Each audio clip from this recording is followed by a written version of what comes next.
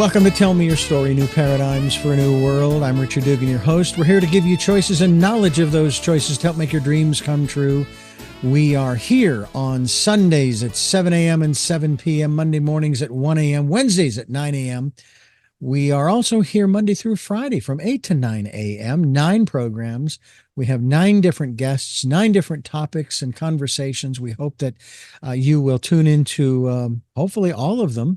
You know, we're streaming live at those times at richarddugan.com. We also podcast these programs on SoundCloud, iTunes, TuneIn Radio, Spotify, Stitcher, Player FM, Blueberry, and a whole lot of other locations across the internet that you can find. We're also on YouTube where you can watch these conversations. I hope that you'll subscribe and click notifications so that when I post a new conversation, you'll be able to listen in, and I hope that you will. We also ask that if you can support the work we're doing financially, we would be ever so grateful. You'd like to be a part of what we are doing to make this a better place for everyone, for all. We have a PayPal account, and when you go to PayPal to send your support, we'd greatly appreciate that. They're going to ask for an email address, and you'll put in richard@richarddugan.com. That's richard@richarddugan.com. And finally, we ask that you take some time to go within and listen to that still small voice during this, the decade of perfect vision. Well, today's program, ladies and gentlemen, is going to be another one of those that is rather extraordinary. I know titles of books are chosen for a variety of different reasons, and we'll find out from our guest. She's Dr. J.J. Kelly. She's a pioneering she's going to talk to us today about something that I get a little frustrated over, primarily when I'm told how to behave. And I don't know, maybe that's a guy thing. Dr. J.J. Kelly, thank you so much for joining us here on the program. Yeah, thanks for having me. Your book is entitled, and ladies and gentlemen, I'm going to use the correct title at this point in time. Holy shit, this is anger? ? And she's a licensed clinical psychologist. You know, I don't think I've had a psychiatrist on this program yet. I'm not sure that I need one, but I do consider these programs my therapy. And it does seem to me that there is a little bit of, I guess the right word is hypocrisy, not only between men and women, and I speak primarily from the political perspective. When a man gets upset, a politician gets angry, upset, oh, he's just expressing himself. But a woman, she's off her rocker, or they make other rather derogatory comments. But my issue isn't so much with that dynamic as much as it is with wanting to feel and sort of express that frustration, or in this case, anger, and being told not to do it because, like with one gentleman I was on a camping trip with many, many years ago, he claimed that I had triggered his PTSD. He was a Vietnam vet. And at the time, I said, I don't care. You're not my father. He was trying to tell me how to do things, and I knew. And I said, enough. And I did some things, not to him, but around him. And I think that's where the dichotomy comes in, especially maybe not so as much for men, maybe more so for women, but let's just keep it in a general sense. When I want to laugh, I laugh and nobody says anything.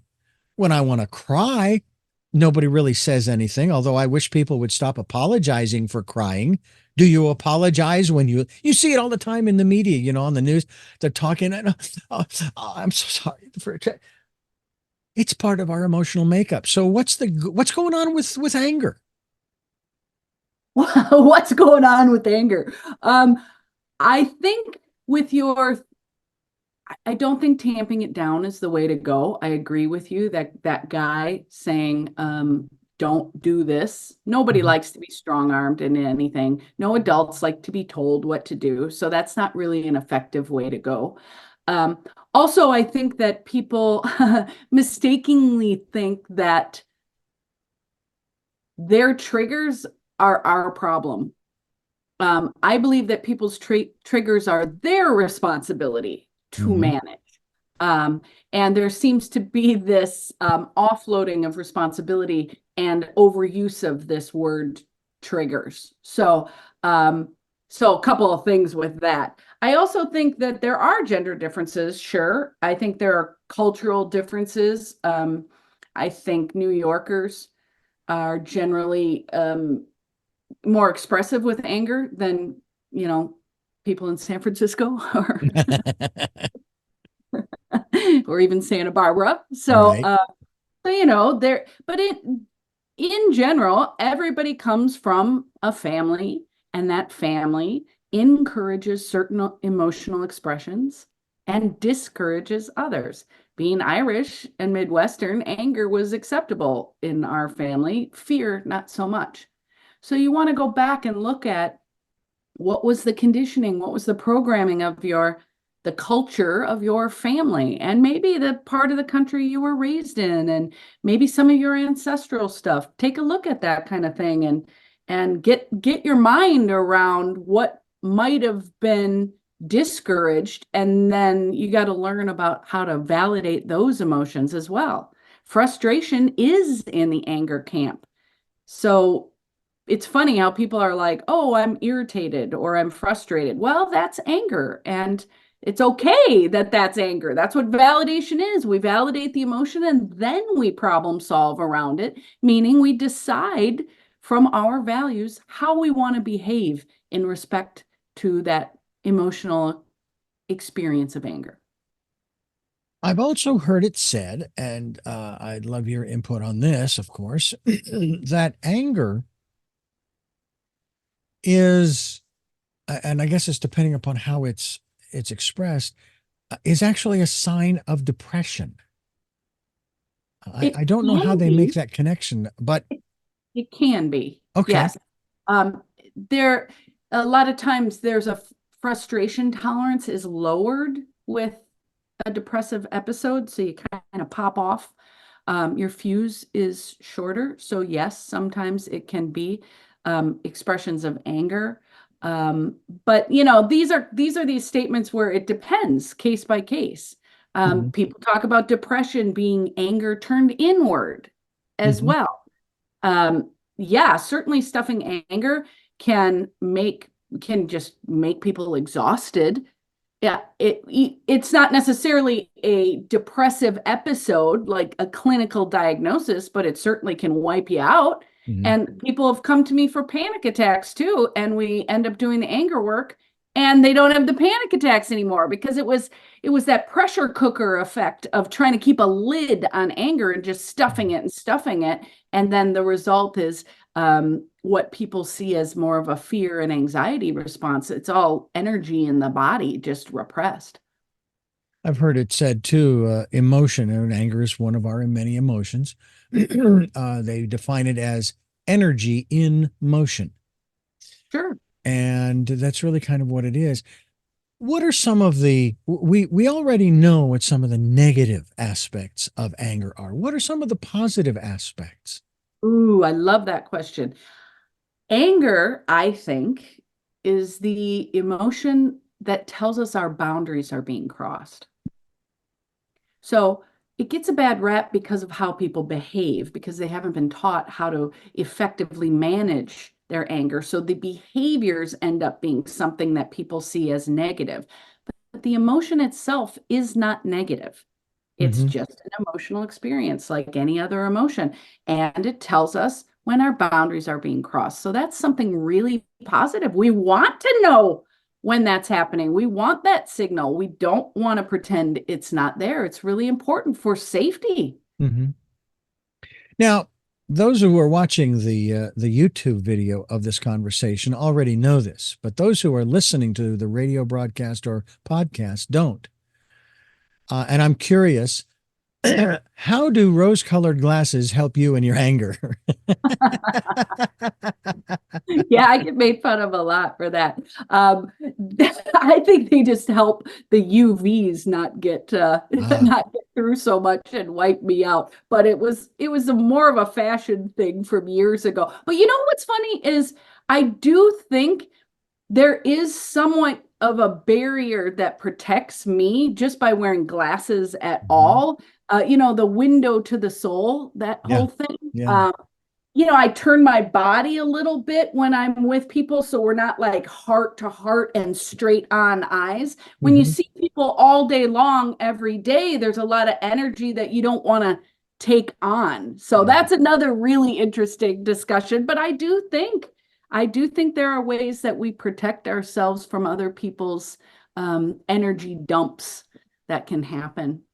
I know that there are those, and this is actually a much deeper aspect of other people's dumps, if you will, energy dumps, that are empathic. They pick up on and can sense what somebody, maybe not as detailed going through, but they pick up on that energy. And sometimes they will internalize it, not realizing it. And my wife is case in point, and that's for years. She would come home from work and just be in different emotional states. And it's like, what in the world is, and then she shared with me, of course, that she was empathic. I says, well, that's it right there. But here's the problem. You need to find a way to protect yourself from, and I'll use your term, those energy dumps, because it's not yours. It isn't yours. How do we, if, and even if we're not empathic, and I would say that if we are sort of affected by, even if it's just minimal, it's not that level of empathy and so forth. How do we protect ourselves from a metaphysical standpoint? I've heard different people say, well, you need this crystal or that gem or this, so on and so forth. But on a more practical level, what are your suggestions? Well, I'm always in favor of whatever works. We don't have to agree. If you like the crystals, do the crystals. If you like whatever, do whatever.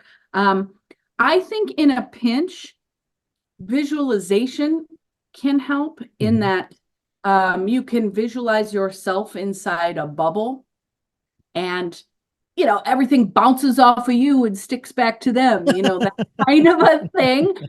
You can put mirrors along the edge of the bubble and turn them in so that you're not absorbing, all these visualizations can work. You can visualize um, inhaling a color, like let's say maybe red for anger, Mhm. and exhaling green, or the other way around. People do a lot of different things, but you got to do something probably Yeah. in order to learn a practice of how to not take it on. We call that in our advanced group. I've been saying for years, water off a duck's ass.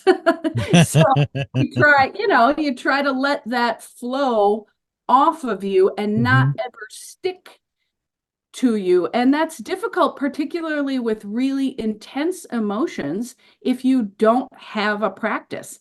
So even simple things are quite practically useful. What inspired you to write this book and focus specifically on anger?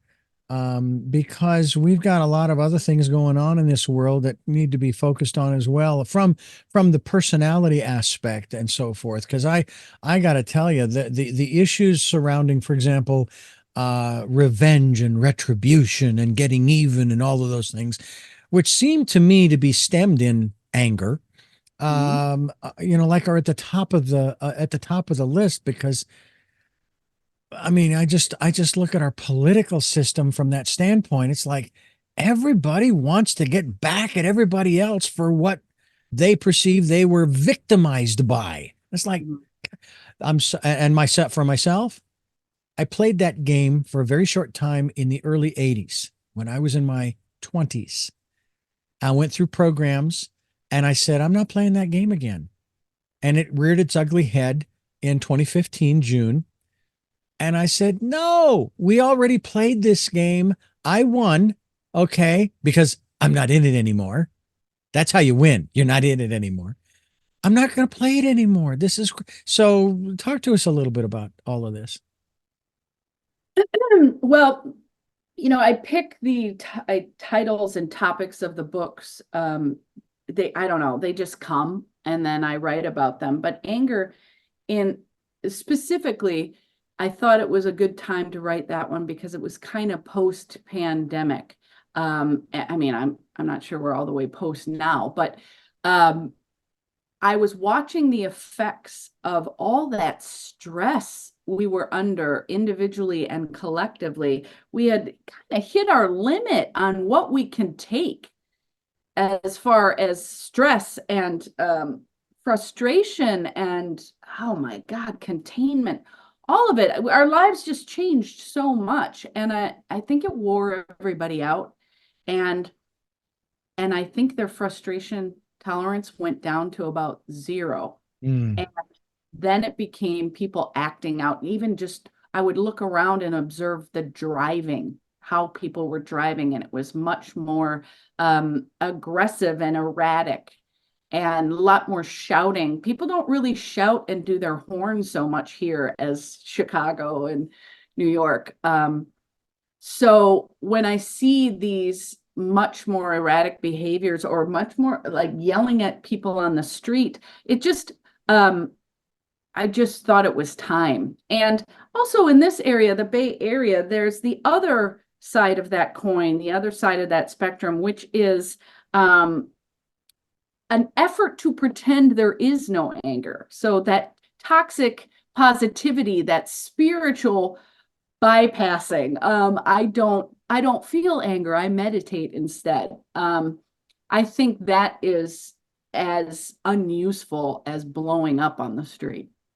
There's the denial aspect. Yeah. Yeah. It comes out in passive aggression anyway. Like, let's be real. Yeah. I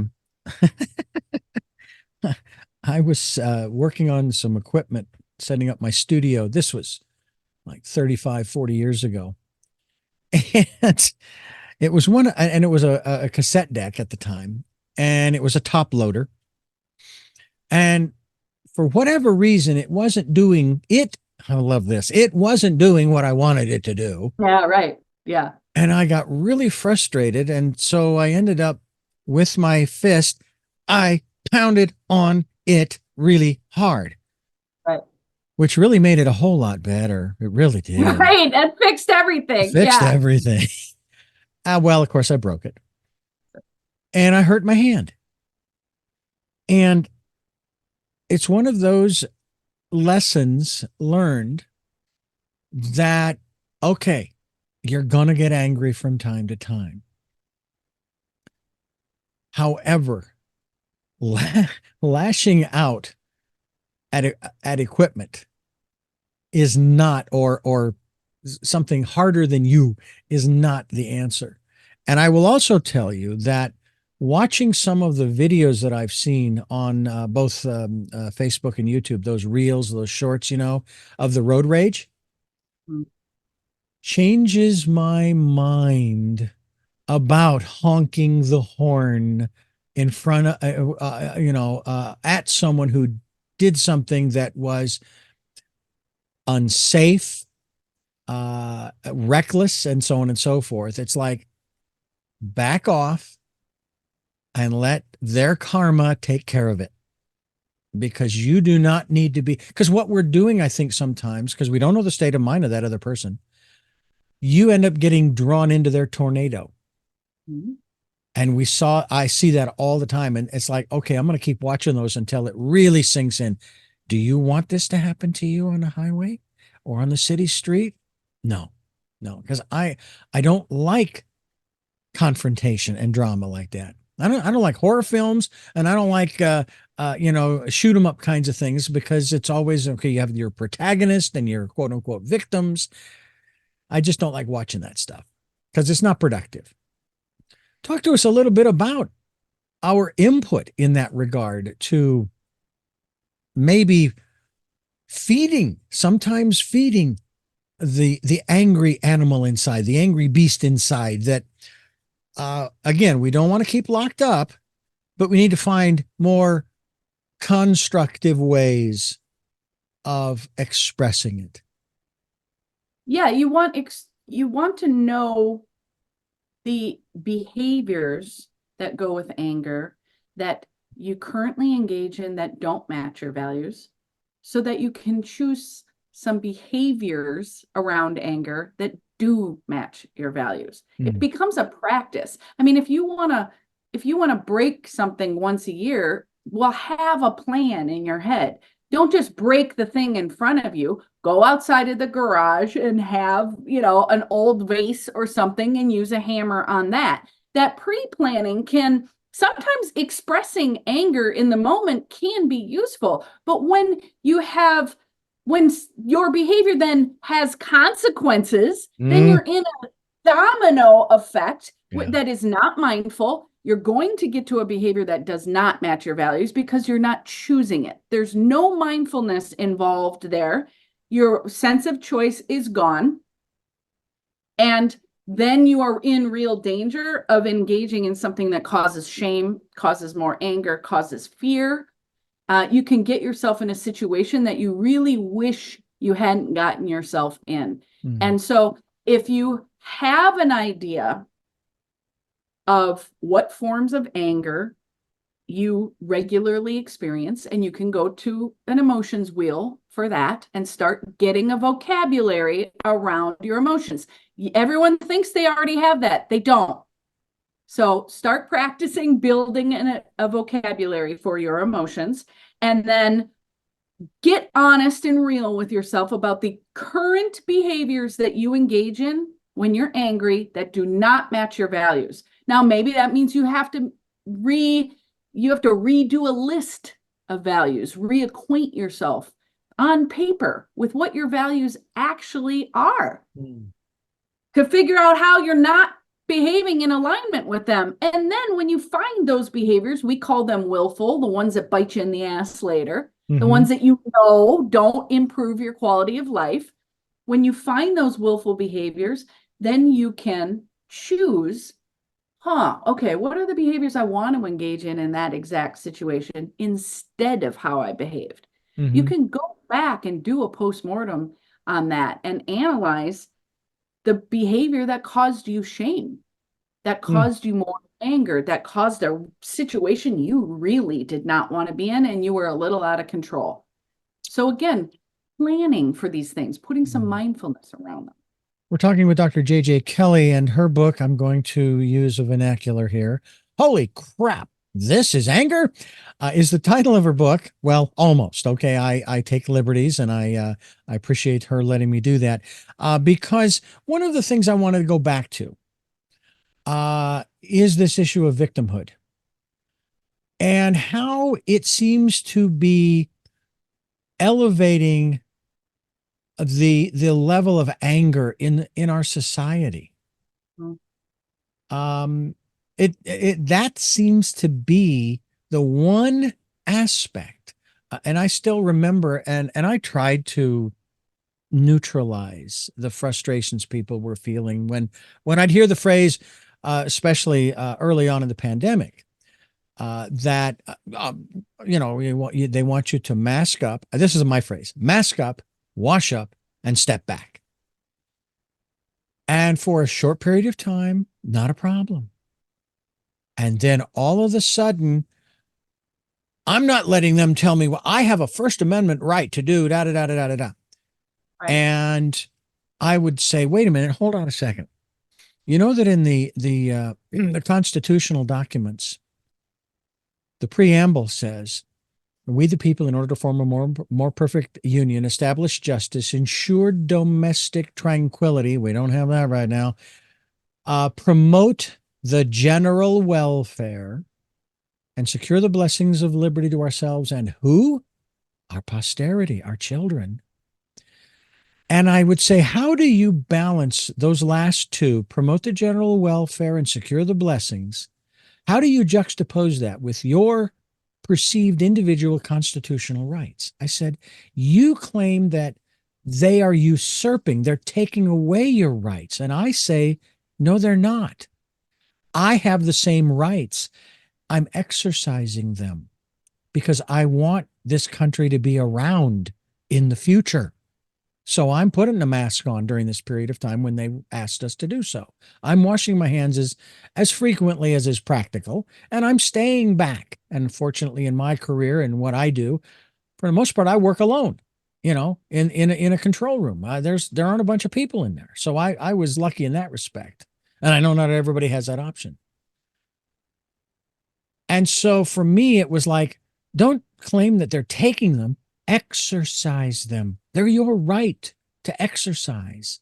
So think about it, we could go down that path that a lot of people do, saying, well, we were lied to and it's a conspiracy and it's da da da da da da da.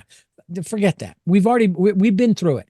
And to me, the biggest positive that's come out of it, JJ, is we're talking about, because to me, anger is part of this equation. We're talking about mental health, mental wellness, taking away, destigmatizing it. I've said this on this program. I'm gonna put the question out there now, ladies and gentlemen. If you're driving, you can do this. Otherwise, I want everyone who is currently in therapy to raise their hand. Okay.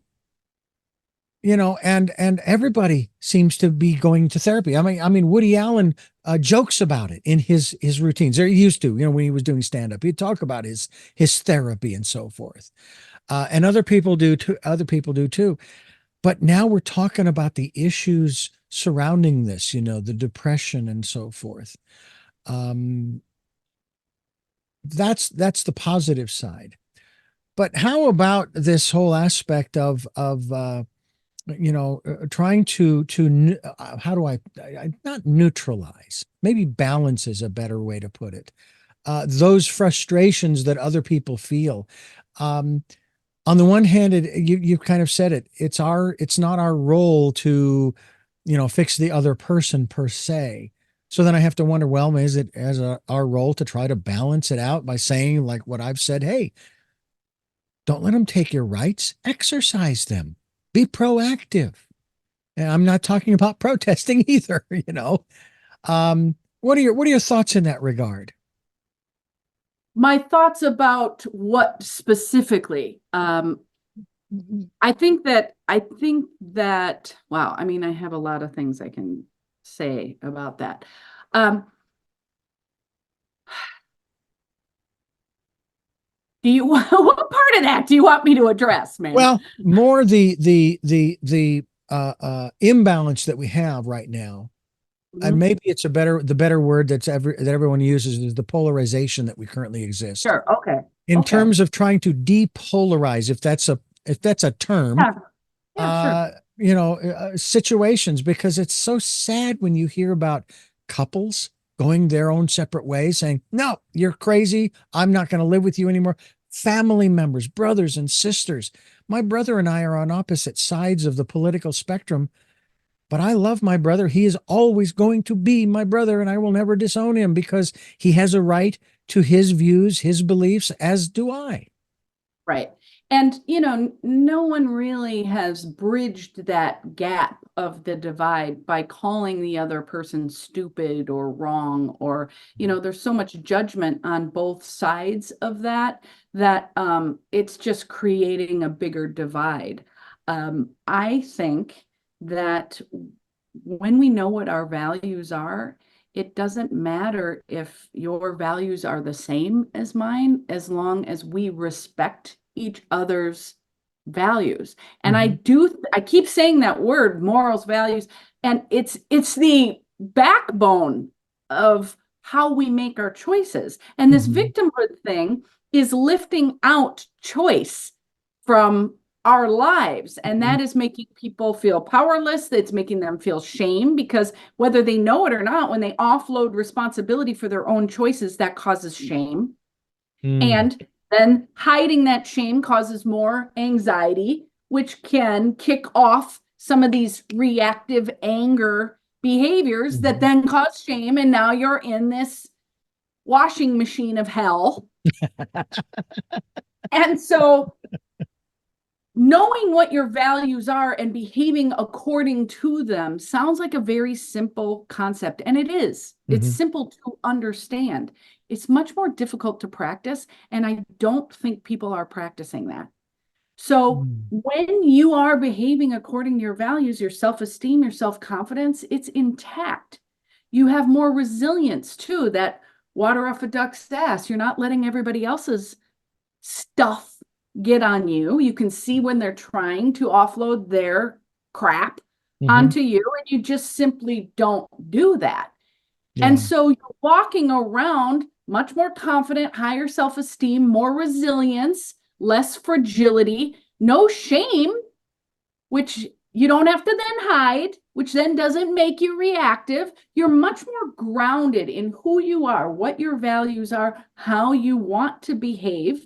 And when you have that solidity in who you are and who you want to be, and that practice of regularly behaving according to your values, then there is a natural like and love for self that makes you kind of, your cup runneth over. Mm-hmm. And then you want to give to other people.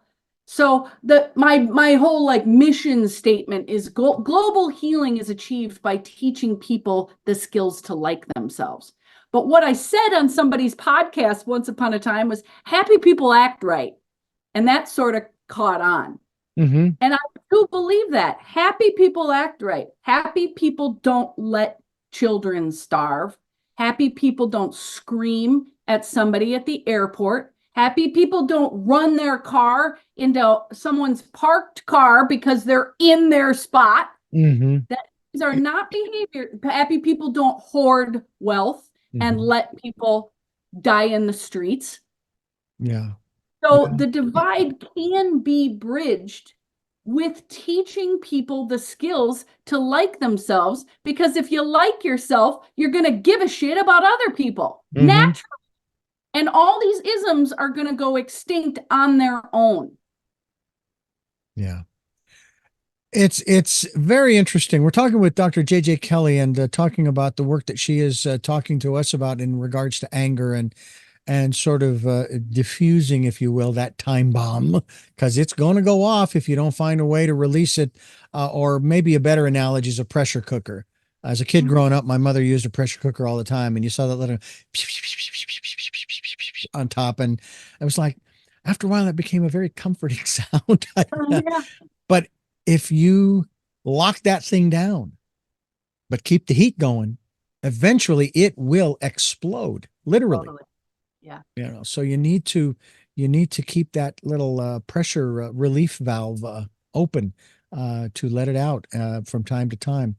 We're talking, of course, about her book, and again, I'm going to use my personal vernacular. Holy crap! So that's anger? It is a question mark at the end of that. And what website do you want folks to go to find out more about you and maybe get a copy of your book, which I'm sure is available on Amazon and all the typical usual outlets? Yep. drjjkelly.com has the TikTok.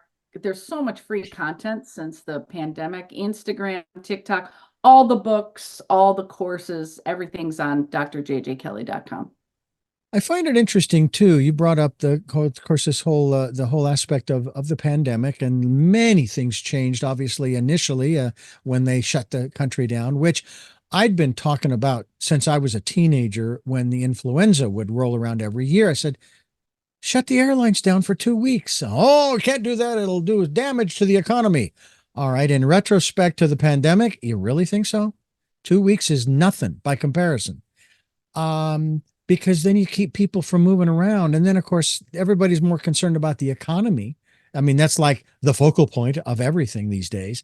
And it's like, okay, so when the influenza starts rolling around and people get sick and they go into work, but they're not really feeling up to it, where's your productivity level? Is it at 100%, 90%, 50%? And then you get other people in the office sick. So now everybody is at a lower productivity rate. Again, this is assuming you believe and accept that the economy is the most important thing in the universe. Um, and then what if people end up, I'm too sick, I can't come in. All right. So now your productivity is at zero because you're not even there. And yet with the pandemic, many people now are working from home. They're working, or we'll call it remotely. Maybe it is not at home. Maybe they're at the local Starbucks with their laptop using Starbucks Wi-Fi. But things changed. And I have to say that I applauded the move in March of 2020 because I felt that finally they heard the words of Albert Einstein and his definition of insanity, because that's exactly what we've been doing as long as I've been on the planet. Every time something starts sweeping across the country, we do nothing. Oh, get the flu shot, but that's about it. And this time we said, we're going to shut it down. Now, I thought we'll be through this in maybe a month, not realizing that the resistance would then rise up. I didn't even think about that possibility. And setting that aside, my thought was, all right, we're going down a whole new road, a whole new path. We have no idea where we're coming out, but it's going to be different. It's going to be different this time. And it has been, because, as I mentioned earlier, we're talking about our mental health and wellness issues. And I think that's fantastic. And you're a part of that as well.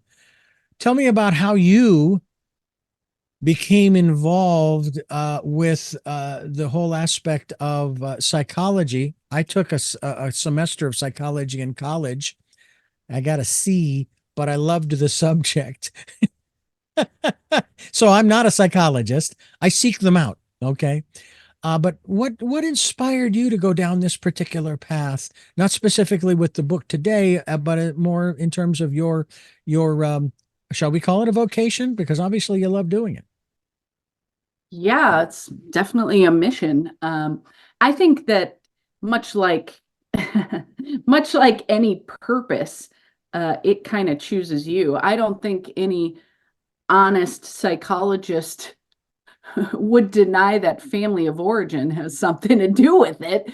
However, that's, a lot of people they take a class or they get their undergrad degree in psychology in an effort to figure themselves out, which then I think becomes a little bit unethical at the grad school level, but it's done Mhm. nonetheless. Yeah. Um, and it's interesting. You ride the horse the way it's going. I mean, and then to get introduced in grad school to DBT, dialectical behavior therapy, that is the coolest. Zen mindfulness meets assertiveness training and cognitive behavior therapy. Like, it is such a cool mode to work in. So then that becomes doing groups and doing psychoeducation.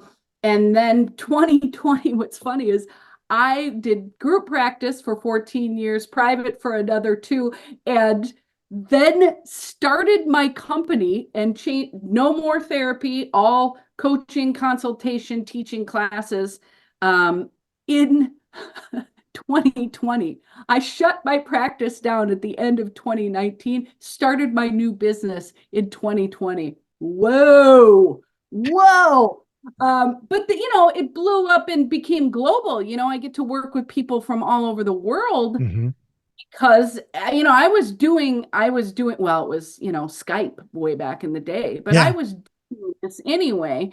Um, from time to time. So I knew that it could work. So it's great. I didn't have to get used to it with the pandemic. I had already been doing it. Hmm. Um, but yeah, things changed a lot when it became global, and the teaching of the skills in an 8-week course instead of doing therapy where people are dependent on me for years. Plus, I'm part of a system. As you said, the pandemic shined a light on the fact that everybody needs more emotional intelligence skills. That was a plus to the Yeah. pandemic. Sure. My problem is then people are flooding a system that I think is deeply flawed, which is why I left. Yeah. Um, Traditional mental health system has a lot of elitism and racism and sexism and homophobia in it, despite how it likes to portray itself. The narcissism that flows through mental health professionals is alarming. Mm. So, things just keep evolving. And if we keep an open mind and just like a kind of student mentality, I think we can learn and grow throughout the lifespan. Of course, people think they get older and then they know everything, and that is a problem, of course, because Hmm. the exploration shuts down. But I like to keep the exploration open and encourage people that I work with to do the same, regardless of age and success level and income and all that. Like, it doesn't, famous people don't, just because they have a lot of money doesn't mean that they like themselves or that their behavior is decent to other people. Yeah. Same with multimillionaires, like money doesn't always help. Yeah, that is true. That is true. We've got a lot of dysfunctional billionaires out there. And interestingly enough, between the millionaires and the billionaires, that population is growing too. And do I want to be among them? Yeah, well, yeah, maybe. I mean, it would be nice to have a pile of money to do a lot of the things that I'd like to do, to help a lot of people that I'd like to help, and so on and so forth. I'm not into buying planes and yachts and those kinds of things or mansions. I like what one of these shorts talked about. Money is not for holding on to. Money is, you spend $1,000 on an airplane ticket, for example. You're not buying a trip. You're creating memories. You're creating memories. And with my wife's and my trips back in the early 2000s, 2002, 3, and 4, to Ireland, yeah, we spent a lot of money on that trip. But I don't think about how much what the receipts were. I think about all the places that we went and the experiences that we had and the people that we talked with. Oh man, I could sit in a pub in Ireland just listening to the people. I don't care what they're talking about, just listening to them talk. A matter of fact, I met a gentleman who was from Northern Ireland, and I was sharing my story, and I said, "Oh yeah, and I just love Ireland. I want to move there. I want to live there." And he says, "And what is the one thing about Ireland that you like the most?" And he already knew the answer. I said, "The people. It's the people. Yeah, the landscape, it's great too. I've been to Newgrange, I've been through Dublin and down to County Waterford to the glass factory and so forth and some of the other places. But it's the people, and they're just incredible in terms of their openness. It's just wonderful. We talk a lot about our emotions. Is and I made the reference to people who they start to cry a little bit when they're telling a story or something in the news media, and then they apologize. Do you find that um, that is a common occurrence with a lot of the quote unquote negative emotions? Because I don't consider crying to be a negative emotion per se, but we'll put it in that category. That there's still shame surrounding some of these. Like, if I am depressed, which there was a period of time when all I wore was brown colored clothing. Okay. Which, I was in that low phase of my life back in my late teens and 20s. But do you find that's kind of the case that there are certain emotions that we haven't come to grips with in terms of saying, yeah, that's part of who I am. I'm an emotional person and I express these different emotions along with laughter and joy and exuberance and so forth. I do think there is a ton of shame built into people's daily lives. And I'm glad you brought it up because the shame book comes out on Monday. No, So, my goodness. yeah, So I'm yeah, one step ahead. yeah. Um, and you know what? It goes back to this emotions vocabulary because there is this sort of movement I've seen in the entrepreneurial world. As I said, I'm pretty new to it since 2020. What I've seen patterns um, is when people are in a meeting, they want to express vulnerability. They want to show themselves as like emotionally intelligent and emotionally involved. But when you start to cry and you say, I'm sorry, I'm just getting emotional, well, that's not really that vulnerable. One, you're apologizing. Two, you haven't said an emotion word. I'm getting Mm, emotional. That's not a vulnerability statement. You haven't said what feelings you're talking about. You don't mm, really have a lot of intelligence around your emotions when you don't put words to it. A lot of times, too, there's an intellectualizing around it, which is people say, I feel like I'm going to cry. mhm, That is a thought, not a feeling. I feel if it's an actual feeling statement, then there's an emotion word after the word feel, not mhm, like or that. After feel would be happy, sad, angry. mhm. I feel like you're not hearing me. I feel like you're attacking me. These are not emotion statements. These are thoughts and they're judgments veiled as vulnerable, emotionally intelligent statements. Yeah. And that needs to stop for us to actually connect to our emotions. And I do think shame and fear are at the root of not learning how to do that. Nobody taught us these emotional intelligence skills in schools. That's my ultimate goal is to get this stuff in schools so that we are getting ahead of the diagnoses and the meds that kids are on and all the stigma around it. Let's be a little more preventative with the emotional intelligence skills. That's a phrase that I've been hearing on other programs. The phrase emotional intelligence Mhm. almost seems oxymoronish because, you've got your emotions and you've got your intelligence, and ne'er the twain shall meet, supposedly. I Talk, don't agree with that at all.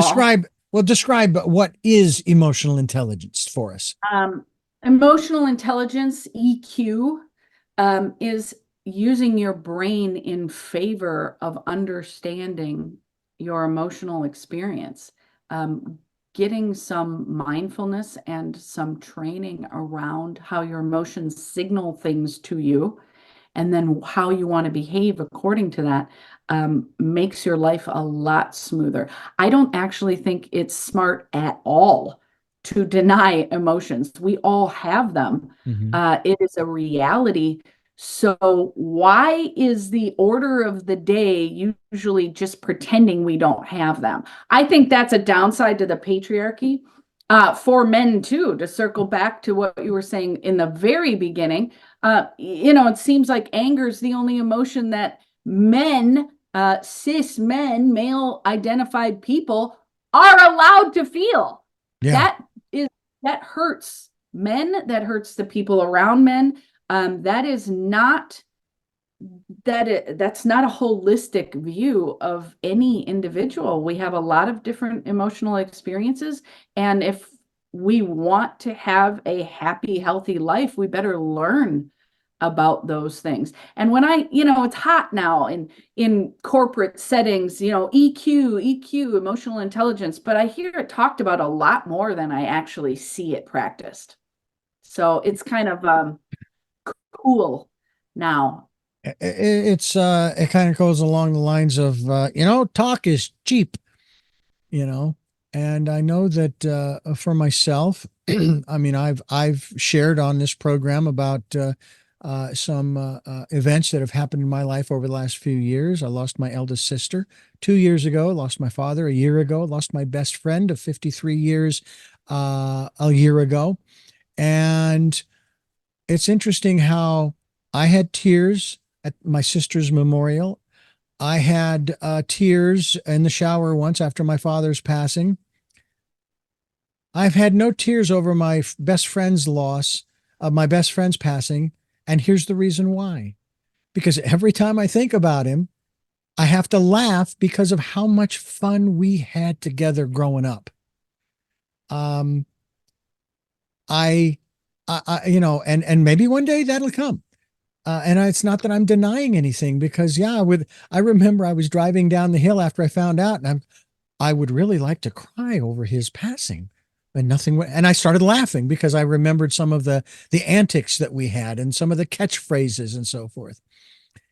Um, what are some of the techniques that you share with people in the work that you do, especially on an individual basis, to help people to connect with those emotions that maybe they've repressed, pushed to the back for Mhm. so long.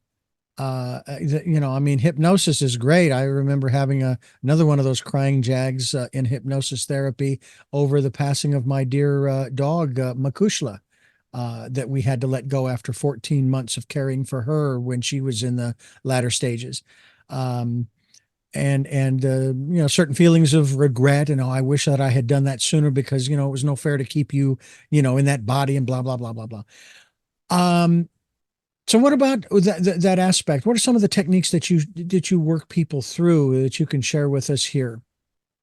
Well, validation is the backbone for dialectical behavior therapy, which is what I base my emotional intelligence training on. Mhm. And validation can simply mean naming your emotions. And again, that wheel, which there's a free one on the website, I suggest everybody gets it, prints it Mhm. out, and puts it on the fridge. Then ask yourself several times a day, what am I feeling? And then make sure it's not a thought. Make sure it's an actual emotion word. And when you build the vocabulary, it helps you get in touch with the actual emotional experience. And that is the start. And I start everybody there because even geniuses with millions of dollars that I've Mhm. worked with, when I ask them how they are feeling, they say good or bad. And that is the most primitive. Those don't count, by the way. Those are not Mhm. emotion words. And that tells me that they have a very primitive understanding of their emotional experience because they don't even have the most basic vocabulary for it. Mm. Happy, sad. Mm. So, this practice of expanding your emotions vocabulary will help you actually get in touch with some of the emotions that are in your blind spot. And everybody has blind spots. So, we got to go looking and exploring why certain emotions are ones that we don't want to feel. And that's back to, family programming, but also like sometimes we feel emotions so much that we don't think we can take it.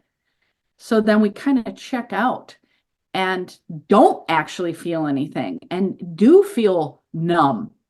And that means that we got to go looking for what the triggers are that click us into that dissociation, that checking out, that deer in headlights, as I call it. Mhm. Um, because sometimes we must have a perception that we can't take it, or it's a trauma response, or both. In um in my book Choices, which comes out in September, I talk about how words have power. And in the example that you have just given in terms of using our words, and again, that one phrase you talked about, oh, so how are you feeling? I feel like, as opposed to I feel emotional word. Um, so it's pretty easy to tell when someone's sharing with you how they're feeling or not. They're not sharing with you how they're feeling. It's pretty easy to tell. But at the same time, those emotions are still in there, and we like I said, we sit in front of the TV watching comedy or wherever you're watching it, and you laugh at a joke. um the words that we choose, and I think about this in terms of, for example, the glass half full or half empty. Okay. There are two phrases, and this, I don't know how you would interpret this. If someone says, "Oh, that's pretty good. That's good. I like that. That's really pretty good," as opposed to, "That's not bad. I like that. That's not bad." They're sort of kind of saying the same thing, but doesn't that kind of raise a red flag for you in terms of where they're coming from? Maybe glass half full, half empty, or acknowledging the different emotions that are churning around inside of them and accepting those aspects, as I talk about, accepting the good, the bad, and the ugly of who we are, or I should say the light and the shadow side of who we are, the totality, even if it's hard to look at. What are your thoughts in that regard?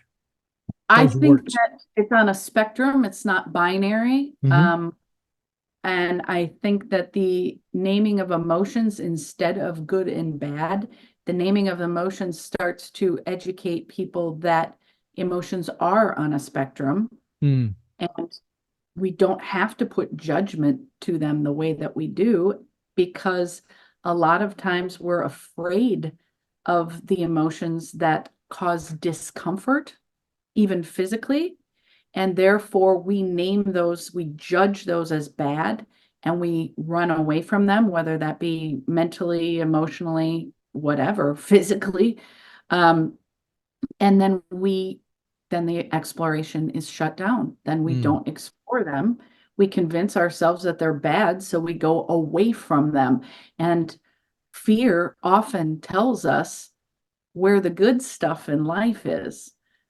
A lot of times the best stuff in life is terrifying. So if Mm. we're constantly going away from terror, then we're not going to get to what we actually want to do with our lives. I mean, life threatening aside, a Yeah. lot of things in modern society aren't going to kill us, and we still avoid them when we feel a little bit of fear. Well, what if we learned how to hang out in discomfort mindfully and make choices from there that are based on our values again? Mm. Well, I want to ask you about this element in this whole conversation. There are two other aspects to this that I'd like to touch upon. One of them is biological, and we can talk about the chemistry. But in 2021, I was diagnosed with and had subsequently removed my gallbladder. Now, from a more metaphysical perspective, it is said that both the liver and the gallbladder are considered to be the seats of anger in the human body. Well, before the surgery, there would be times when, and I'll use the example of spilling a glass of milk. Don't cry over spilled milk. And I would, oh, no, let's clean it up. And I would, after the surgery, it was, oh, I would laugh. I would find myself having that instantaneous moment of laugh, of frustration, and then laughter. Now, I didn't even think about it until I remembered those metaphysical points. Okay. But then there's also our chemistry.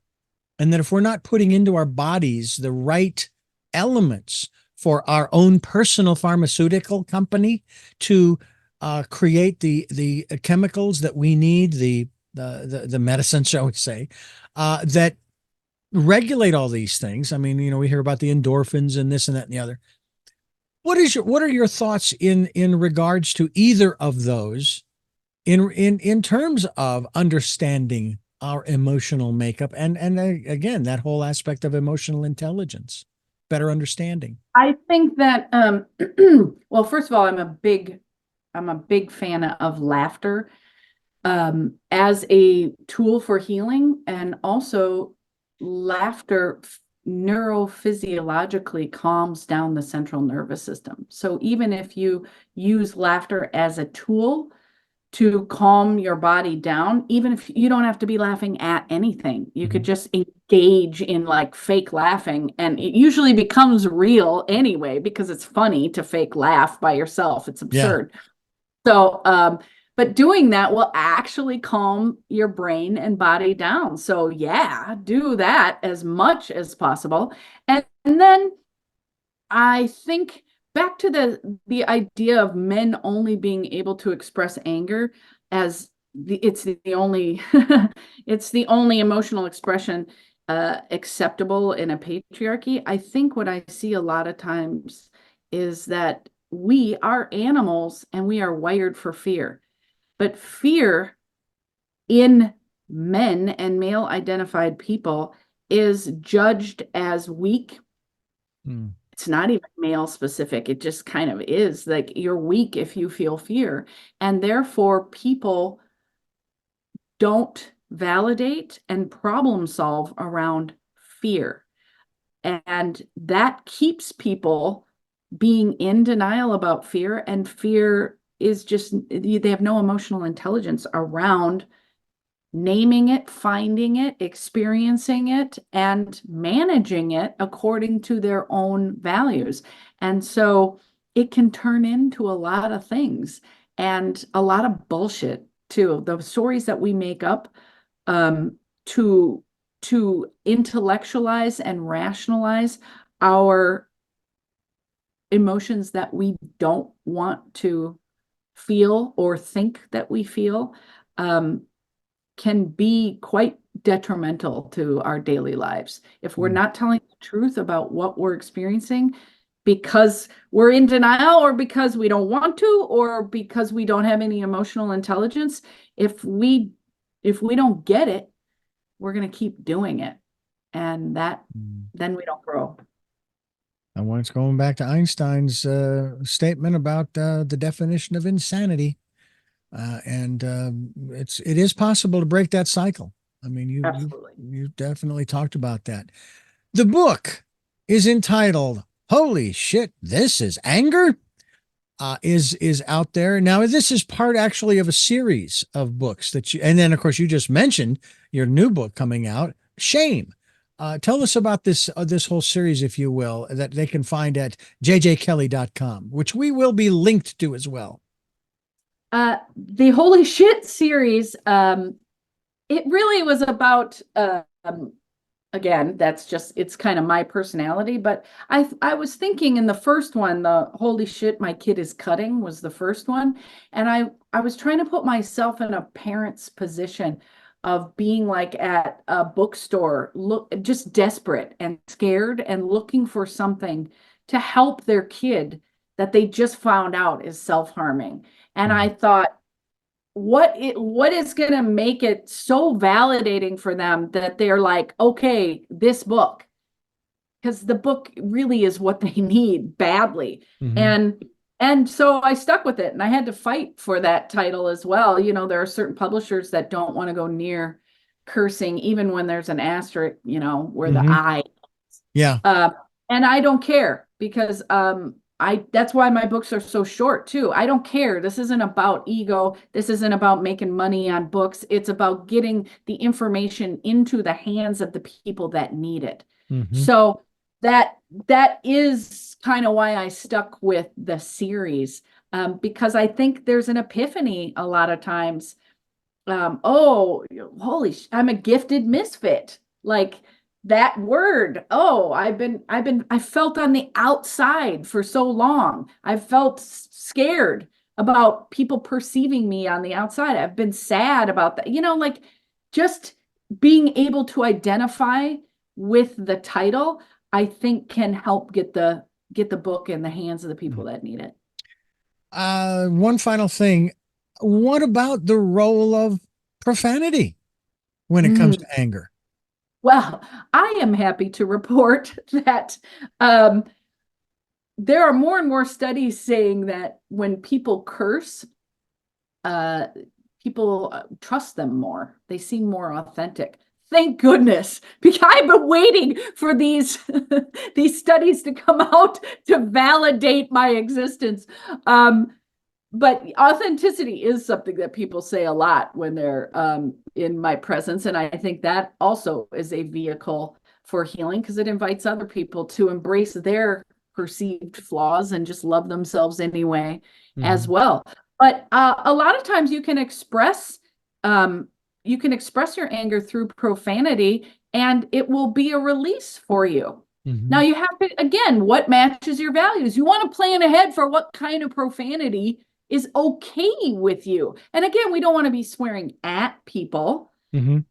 but an expression in your car could be funny. And Mhm. then you get the release from the profanity as well as the central nervous system calm down from the laughing. Yeah. That can be quite productive. There are ways to use a lot of different tools to manage your emotions. And a lot of them are not what you think right off the top. They seem absurd and they work anyway. And that Mhm. makes it fun. That makes the work fun. That makes learning about your emotions joyful. I mean, there is a part of me that really wishes that we didn't have it's not 7 words anymore, the Right. old George Carlin bit, but that we even have that ruling. If we were to run a disclaimer saying the views expressed are not those of, that should be sufficient to say, Right. hey, you might, the content of this program might be offensive to some people. So take that into consideration when you start listening. Mhm. It would be nice to just be able to do that, but we do have those unfortunate guidelines that we follow until they change, and they may very well, they Hey, actually have changed because there aren't 7 anymore. It's much fewer than that. JJ Kelly, I want to thank you so much for being with us here on the program. It has been fun, and I've really enjoyed our conversation. And I look forward to maybe talking with you again a little bit about this whole aspect of shame. I have to compliment my parents for not instilling, in spite of the fact that we were all raised Roman Catholic. Could have been Roman Catholic or Jewish, but it was Roman Catholic. They did not instill in us that shame based aspect and the suffering and so forth. And so I'm very grateful for them for that, and I'm grateful for you for being a part of what we are doing here to try to change the world, make this a better place for everybody. Thank you so much. thank you too. I do have 3 final questions I want to ask you that I ask all of my guests. But before I do, I want to thank you for listening to and watching Tell Me Your Story. New paradigms for a new world where we're giving you choices and knowledge of those choices to help make your dreams come true. We are here on Sundays at 7 a.m. and 7 p.m., Monday mornings at 1 a.m., Wednesdays at 9 a.m. That's our special edition of Tell Me Your Story. And then Monday through Friday from 8 to 9 a.m., we're streaming live at those times at richarddugan.com. And let's see, we are podcasting on SoundCloud, iTunes, TuneIn Radio, Spotify, Stitcher, Player FM, Blueberry, iHeartRadio, Amazon Music, and many other locations, as well as YouTube, where you can watch these interviews. I hope you'll subscribe and click notification. We hope that you will do that so that when a new conversation is posted, that you'll be notified and you can tune in and listen. We ask that if you can support the work that we're doing financially, we would be gratefully appreciative of that. We have a PayPal account. It is there for your security as well as ours. And the email address you'll want to put into the sender or to the who you are sending it to, Richard at richarddugan.com. That's Richard at richarddugan.com. And also spend some time going within and listening to that still small voice during the decade of perfect vision. To our 3 final questions for our special guest here on the program, the first of which is, who is JJ Kelly? A joy sprite. Oh, I like that. I, I wish I don't have anything prepared. I didn't know you were going to That- ask. that's the whole idea. Okay. Second question. What gets you up in the morning? Mm. I love watching the sparkle come back into someone's eyes when they've been using the skills long enough that they've really built themselves up again. You can see the joy just kind of flow back into them. And that is a really precious thing. Hmm. And finally, what was your best day? My best day is tomorrow. I have tons of best days. That happens all the time. Well, I thank you again for being a part of Tell Me Your Story. And we look forward to having a chat down the road to see where things are and some of the improvements that have been made through the work that you're doing. Cool. Thanks so much. And I thank you for listening to and watching Tell Me Your Story, New Paradigms for a New World, where we are giving you choices and knowledge of those choices to help make your dreams come true. And until our next broadcast, podcast, videocast, love to law. Jeanette, I am still listening. Dad, continue to be happy because I am. Smokey, I'll see you on the other side. And to my dear friend Zorro, aho, aho.